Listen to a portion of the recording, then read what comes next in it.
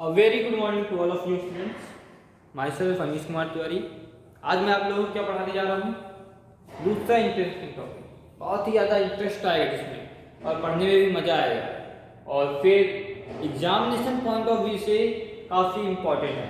आपके जो competitive exams होते हैं, किसी को इंजीनियरिंग करनी है, पीएमटी करनी है, ये जो इंजीनियरिंग होती है इसमें भी इन टॉपिकों से क्वेश्चंस आते हैं। ठीक है, हम लोग आज जो बात करने जा रहे हैं, किसकी बात करने जा रहे हैं, क्या पढ़ने जा रहे हैं? Structure of cell. किसके बारे में पढ़ेंगे आज हम लोग? स्ट्रक्चर ऑफ सेल के बारे में। अब ये स्ट्रक्चर ऑफ सेल क्या है? मतलब सेल की बनावट, सेल का स्ट्रक्चर कैसा होता है? बेसिकली 3 कंपोनेंट से बना हुआ होता है। 3 बेसिक कंपोनेंट होते हैं। 3 बेसिक कंपोनेंट होते हैं। कौन कौन से बेसिक कंपोनेंट होते हैं? पहला होता है सेल वॉल या सेल मेम्ब्रेन। सेल वॉल या सेल मेम्ब्रेन, हम लोग सेल वॉल और सेल मेम्ब्रेन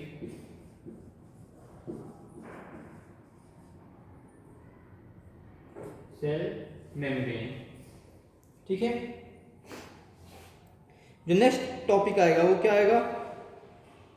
न्यूक्लियस। क्या होगा? न्यूक्लियस। फिर जो नेक्स्ट होगा वो क्या होगा? एक्चुअली अगर हम लोग देखें तो सेल वॉल और सेल मेम्ब्रेन को हम अलग अलग भी पढ़ सकते हैं, हम इसको अलग अलग कर लेते हैं। ठीक है, थोड़ा सा एक्सप्लेन हो जाता है। अगर एक ही में करेंगे तो एक्सप्लेनेशन थोड़ा सा दिक्कत होगी और आप लोग को समझने में भी थोड़ा सा दिक्कत होगी, कंफ्यूज हो जाओगे, इसलिए हम इसको अलग अलग कर देते हैं। सेल मेम्ब्रेन कर देते हैं अलग से। इसको एक और नाम से बोला जाता है, प्लाज्मा मेम्ब्रेन भी बोलते हैं।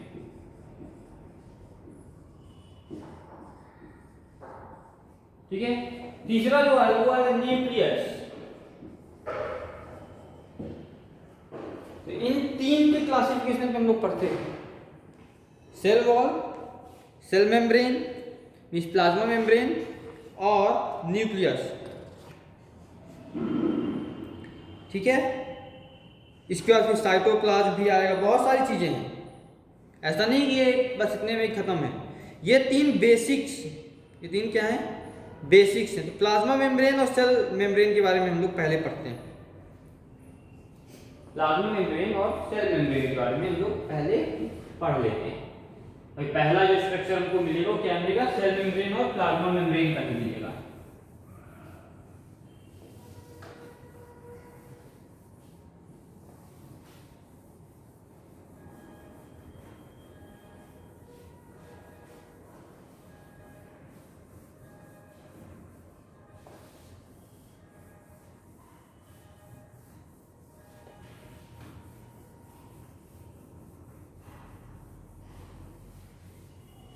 क्या पढ़ना है हमें? सेल मेम्ब्रेन पढ़ना है। सेल मेम्ब्रेन क्या पढ़ेंगे हम लोग? सेल मेम्ब्रेन पढ़ेंगे। अब ये सेल मेम्ब्रेन होगा क्या? ठीक है, सभी के दिमाग में तो ये बात आएगी। तो जो सेल मेम्ब्रेन होता है ये एक कवरिंग होती है। किसकी कवरिंग होती है? सेल की। कैसी कवरिंग होती है? जो एक्सटर्नल इन्वायरमेंट से कंटेंट्स ऑफ जो सेल होते हैं, सेल के अंदर जो पार्ट्स होते हैं, जो मटेरियल्स होता है, उसको सेपरेट करता है। Covering of cell which separates, क्या सेपरेट करता है? Contents of cell. सेल के अंदर जो मटेरियल पाए जाते हैं उन मटेरियल को सेपरेट करता, मिक्स नहीं होने देता। कहां मिक्स नहीं होने देता? From the environment, from the external environment, बाहर के इन्वायरमेंट, एक्सटर्नल इन्वायरमेंट। ये तो सेल मेम्ब्रेन के बारे में डेफिनेशन हो गई। क्या हो गई ये डेफिनेशन हो गई। किसके बारे में डेफिनेशन हो गई? सेल मेम्ब्रेन की। It is the living part of the cell. और दूसरी बात इसके बारे में बता रहा हूं मैं, क्या होता है? ये लिविंग पार्ट होता है। ये पहला बात हो गई। दूसरी बात क्या आएगी? लिविंग पार्ट होता है, लिविंग पार्ट कहलाता है ये, मतलब ये जीवित पार्ट होता है सेल का, जो हमेशा परफॉर्म करता रहता है। कहाँ पाया जाता है ये? प्लांट्स में, एनिमल्स में, सभी जगह है, ठीक है। फिर थिन होता है, इलास्टिक होता है, ठीक है। कैसा होता है? थिन होता है, मीन्स पतली लेयर होती है ये क्या होती है? बहुत ही पतली लेयर होती है। फिर दूसरा इलास्टिक भी होता है। इलास्टिक मतलब ऐसी चीज से फैलाया जा सके, सिकोड़ा जा सके, ठीक है, मतलब फ्लेक्सिबल हो। इलास्टिक मतलब यहाँ पे क्या है? फ्लेक्सिबल होना। तो थिन लेयर होती है सेल मेम्ब्रेन, कैसी लेयर है? एक थिन लेयर है और इलास्टिक लेयर भी है, थिन भी है, पतली भी है और इलास्टिक भी है। बात समझ में आई आपको सेल मेम्ब्रेन के बारे में? इसी सेल मेम्ब्रेन को हम लोग प्लाज्मा मेम्ब्रेन भी बोलते हैं। अब इसमें क्या क्या होता है? It is composed of lipids and proteins. चौथा पॉइंट देखिएगा, किससे बनी हुई होती है ये? लिपिड इज कंपोज्ड ऑफ, बनी हुई है इससे, composed of lipids and proteins.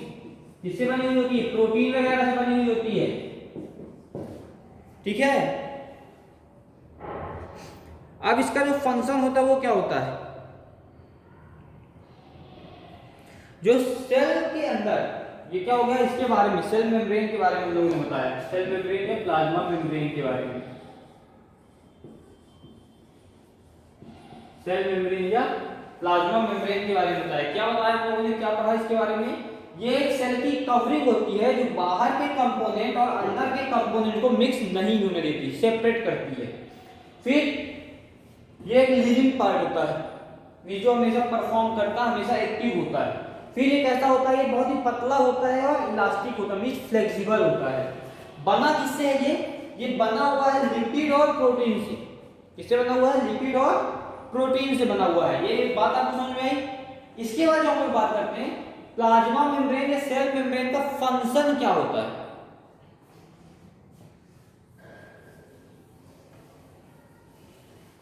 क्या फंक्शन होता है इनका? जो प्लाज्मा मेम्ब्रेन होती है ये क्या काम करती है?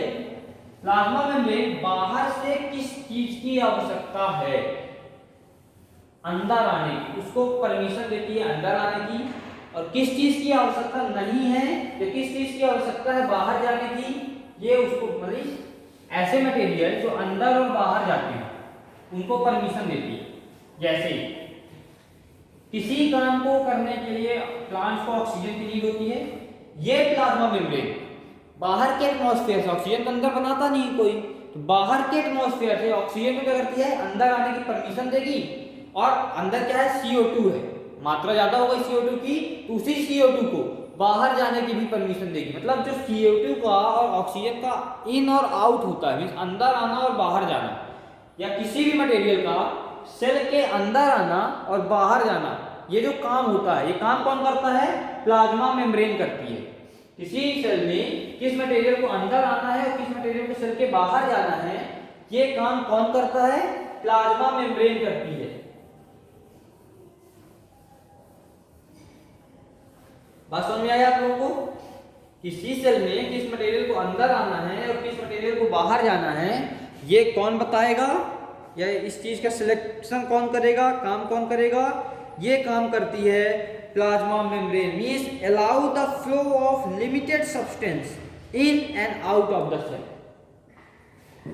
क्या फंक्शन करती है? अलाउ करती है, मींस परमिशन देती है। Allow the flow of limited substance, ऐसा नहीं कि कुछ भी लिमिट होगा, अनलिमिटेड नहीं, लिमिटेड सब्सटेंस, लिमिटेड सब्सटेंस। अब क्या अलाउ करती है? To flow of limited substance in और आउट ऑफ द सेल। बस यही फंक्शन होता है इसका प्लाज्मा मेम्ब्रेन का। क्या फंक्शन होता है? किस मटेरियल को कितनी मात्रा में अंदर आना है सेल के और कितनी मात्रा में बाहर जाना है, ये जो काम है, ये जो सिलेक्शन है, ये जो परमिशन देने का काम करती है, ये परमिशन देने का काम करती है प्लाज्मा मेम्ब्रेन। कौन काम कर रहा है इसके बारे में? प्लाज्मा मेम्ब्रेन काम कर रही है।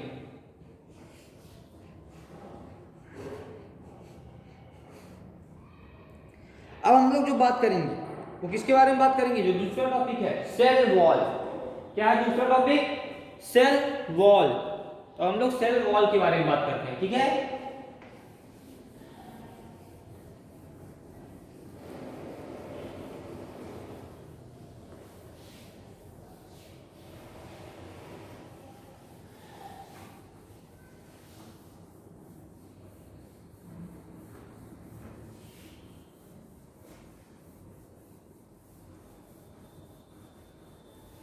नेक्स्ट टॉपिक हमारा है वो क्या है? Cell wall.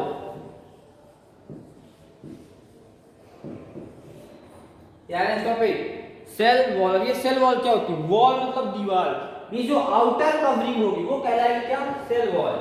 किसी सेल की आउटर कवरिंग, जो सबसे अंतिम वाला पार्ट होगा वो कहलाएगा cell wall. Mean outer covering है ये। सेल वॉल मतलब दीवार। किसी घर की वॉल क्या होती है? उसकी घर की बाहरी परत कहलाती है। उसी प्रकार से जो सेल की वॉल है, सेल वॉल, वो क्या होगी? सेल की आउटर कवरिंग कहलाएगी। क्या कहलाएगी? आउटर कवरिंग कहलाएगी, ठीक है। ये कैसी होती है? Cell wall is non living part. ये सेल वॉल क्या होती है? नॉन लिविंग पार्ट होती है। कैसी होती है? नॉन लिविंग पार्ट है। ये लिविंग नहीं होती, हमेशा नहीं काम करती है, ये नॉन लिविंग पार्ट होता है। और दूसरा क्या होगा इसमें? बहुत ही ज्यादा थिक होती है और फ्री कवरिंग होती है। इससे बनी हुई? सेलुलोज से बनी हुई। सेलुलोज क्या है? ग्लूकोज का फॉर्म है। कैसी होती है? थिक होती है, मींस मोटी होती है। तीसरी सेलुलोज से बनी हुई होती है। सेलुलोज, सेल मतलब सेलुलोज क्या होता है? ग्लूकोज का फॉर्म है, टाइप है, जैसे स्टार्च, सेलुलोज, ग्लूकोज, फ्रक्टोज, ये सारे क्या है? ग्लूकोज की फॉर्म है। इस सेलुलोज से बनी हुई होती है और बहुत ही मोटी परत होती है इसकी। कैसी होती है? बहुत ही मोटी परत होती है। बात समझ में आई आप लोगों को?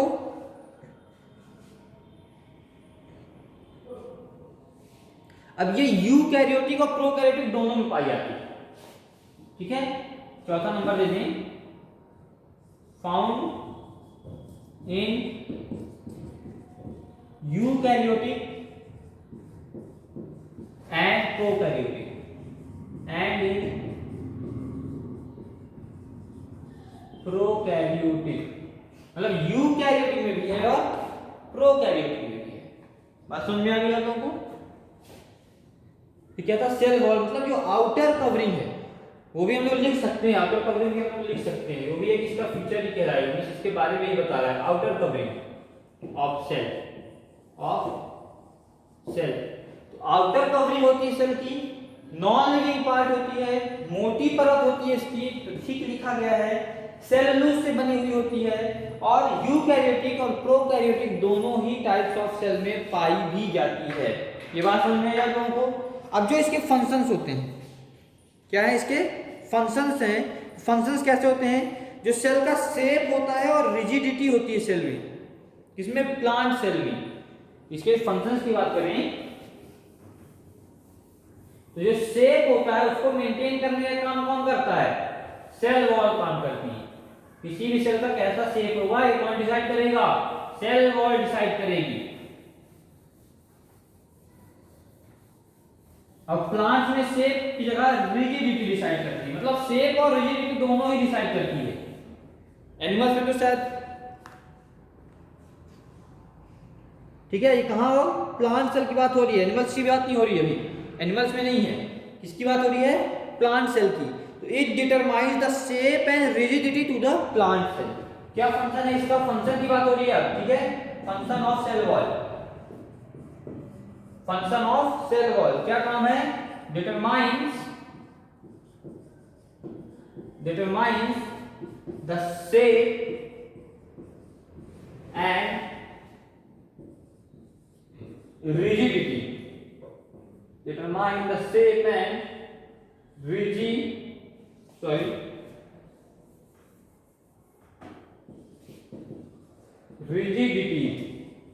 of the plant cell। किसके शेप के बारे में बताती है ये? प्लांट सेल के शेप के बारे में, मतलब प्लांट्स की जो सेल होती है उसके बारे में बताती है, ठीक है। दूसरा, प्लाज्मा मेम्ब्रेन को प्रोटेक्ट करती है। It protects plasma membrane. It protects, क्या प्रोटेक्ट करती है? प्लाज्मा मेम्ब्रेन को। प्रोटेक्ट प्लाज्मा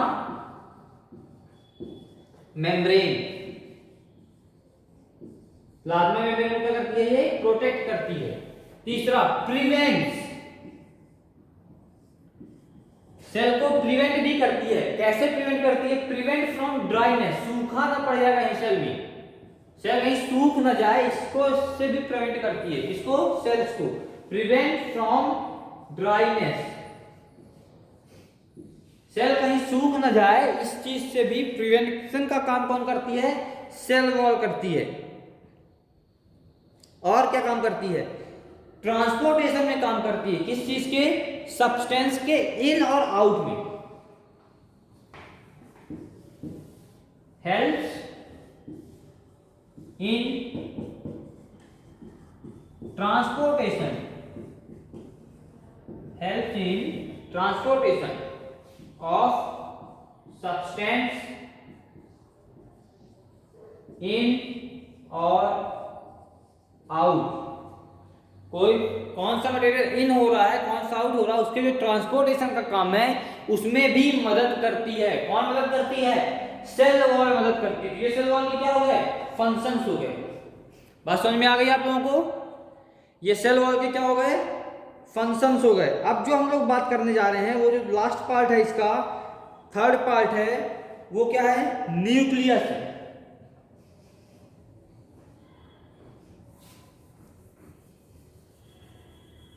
अब न्यूक्लियस के बारे में भी पढ़ लें, ठीक है, कि न्यूक्लियस क्या होता है।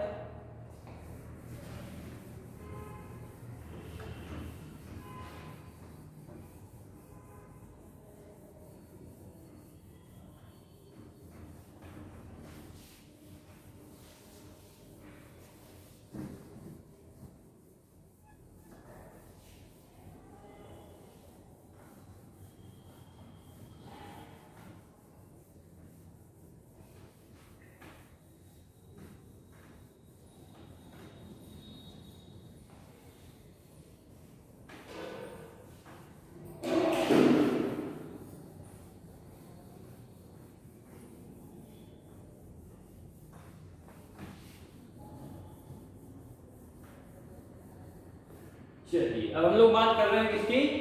न्यूक्लियस की बात कर रहे हैं। बहुत ही इंपॉर्टेंट टॉपिक है ये भी। तीन इंपॉर्टेंट टॉपिक थे, सेल मेम्ब्रेन, सेल वॉल और ये तीसरा है न्यूक्लियस। क्या होता है न्यूक्लियस? न्यूक्लियस इज डेंस, बहुत ही गहरा होता है, डेंस एंड स्फेरिकल ऑर्गेनेल। किससे बनी हुई है न्यूक्लियस? कैसी होती है न्यूक्लियस? न्यूक्लियस होती है डेंस। कैसी होगी? डेंस होगी। जो पहला हम लोग टॉपिक लिखेंगे वो क्या? डेंस। ठीक है, अब हम लोग जानेंगे न्यूक्लियस डेंस। डेंस का मतलब क्या होता है? गहरापन, बहुत ही डीप में होती है। ठीक है, बहुत ही क्या होती है? डीप में होती है। ठीक, अब दूसरा बात किसकी आती है? दूसरी बात जो आएगी वो आती है स्फेरिकल ऑर्गेनेली। स्फेरिकल मतलब something like round, something like round, spherical organelle. ठीक है, स्फेरिकल समथिंग लाइक राउंड। ठीक है, और क्या होता है? It is bounded by two membranes. किससे बनी हुई है ये? दो मेम्ब्रेन से दबी हुई होती है, मींस बाउंडेड होती है, घिरी हुई होती है। Bounded by two membranes.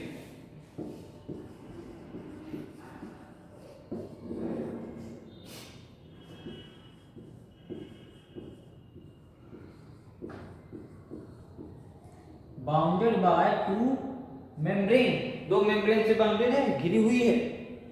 और क्या होगा इसमें?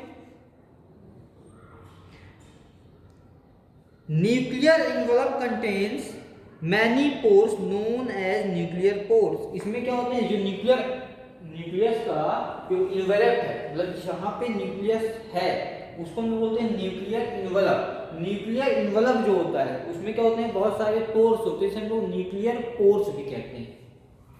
एक और चीज लिख लो, न्यूक्लियर इन्वेलप। इन्वेलप मतलब सभी लोग जानते हैं ना, घर में देखते हैं इन्वेलप, वही चीज है न्यूक्लियर इन्वेलप। न्यूक्लियर को धारण करने वाला जो पार्ट है वो क्या कहलाएगा, न्यूक्लियर इन्वेलप। है मैनी पोर्स, है मैनी पोर्स, बहुत ज्यादा उसमें क्या होते हैं, पोर्स होते हैं। इन्हीं पोर्स को हम लोग क्या बोलते हैं, नोन एज, यही पोर्स क्या कहलाते हैं, यही पोर्स कहलाते हैं न्यूक्लियर पोर्स। न्यूक्लियर इन्वेलप में पोर्स है तो न्यूक्लियर पोर्स कह दिया, सीधा सीधा नाम। ठीक है, क्या बोल दिया हम लोगों ने, न्यूक्लियर पोर्स। ओके, जो हमारा नेक्स्ट बात आएगी वो क्या आएगी, अब न्यूक्लियस के क्या क्या फंक्शन होते हैं।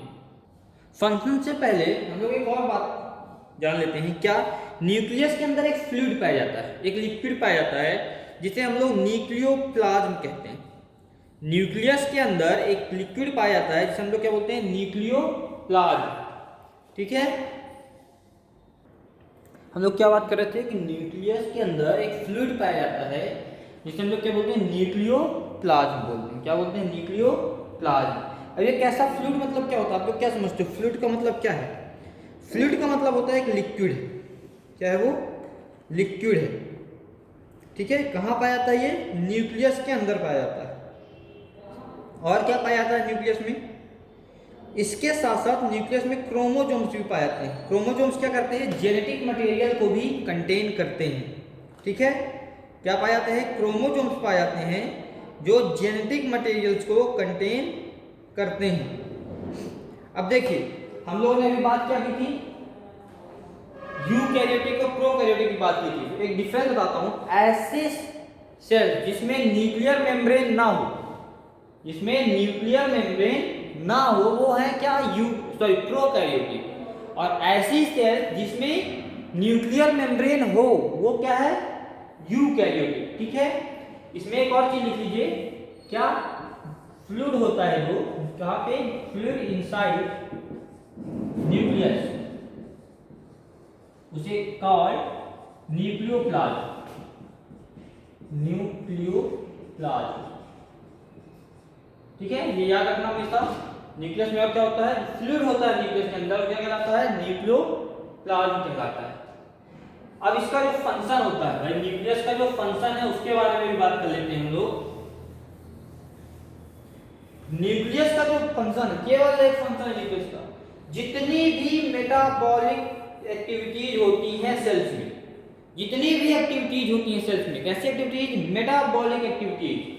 ठीक है, वो सारी की सारी एक्टिविटीज, वो सारी की सारी एक्टिविटीज कौन परफॉर्म करता है, कौन मॉनिटर करता है, न्यूक्लियस मॉनिटर करता है। कौन मॉनिटर करता है, न्यूक्लियस मॉनिटर करता है। ये बात हमेशा याद रखना, न्यूक्लियस का फंक्शन क्या होता है, जितनी भी मेटाबॉलिक एक्टिविटीज सेल के अंदर होती हैं, सेल्स में होती हैं, वो सारी की सारी एक्टिविटी न्यूक्लियस मॉनिटर करता है। ये बात हमेशा याद रखना है आप लोग को, ये न्यूक्लियस का एक इंपॉर्टेंट फंक्शन है।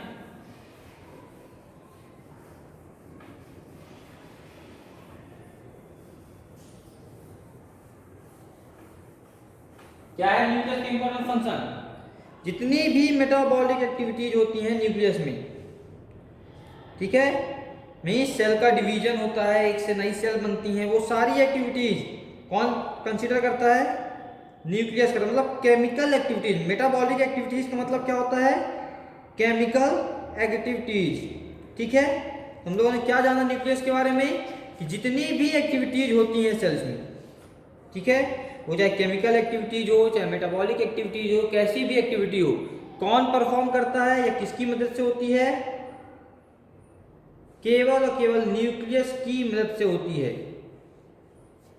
अब देखिए, इसको भी हम लोग लिख लेते हैं ना, means all metabolic function of nucleus, function of nucleus क्या फंक्शन होता है, ऑल मेटाबॉलिक एक्टिविटीज और केमिकल एक्टिविटीज ये आप लोग समझने के लिए मैंने केमिकल एक्टिविटीज लिखा है, ठीक है। Are performed by, are controlled means monitor की जाती हैं, और परफॉर्म्ड बाय किसके द्वारा परफॉर्म की जाती है, किसके द्वारा कंट्रोल की जाती है, न्यूक्लियस। सेल्स में जितनी मेटाबॉलिक एक्टिविटीज होती है, सेल्स की बात हो रही है, सेल्स में जितनी मेटाबॉलिक एक्टिविटीज होती है वो सारी की सारी एक्टिविटीज कौन कंसीडर करता है, कौन परफॉर्म करता है, कंट्रोल कौन कर रहा है, सब कुछ न्यूक्लियस कंट्रोल कर रहा है, ठीक है। Okay, thank you students.